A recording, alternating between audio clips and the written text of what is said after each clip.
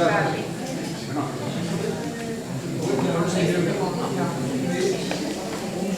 αυτά γινόνται για την ιστορία και σήμερα έχουμε μια εικόνα του τι συνέβη και κάποια στιγμή βιώσαμε μια πατρίδα, χτίσαμε κάποιες βάσεις, ξαναχτίσαμε την πατρίδα και μια οικογένεια. Σήμερα όλα αυτά προσβάλλονται. Όχι από εθνούς.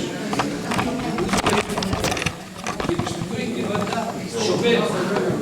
Δεν κάνουμε έτη θέση. Αυτό είναι πιο ταπεινωτικό παρά να έχουμε τον εχθρό που πολεμάει να μας τα θυμίσει και δεν μιλάει κανείς. Ήθελα να μου απαντήσετε. Συμφωνώ. Ναι, αυτό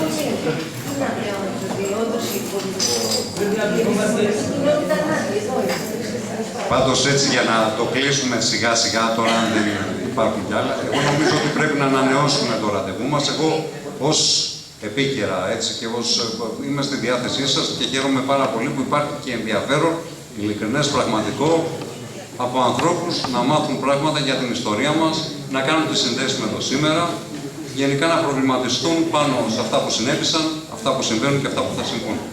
Να σας ευχαριστήσουμε όλους για τη συμμετοχή σας, κυρίως τον Όμιλο Φίλων Δημοτικής Πινακοθήκης και βεβαίως εσάς. Να είστε καλά.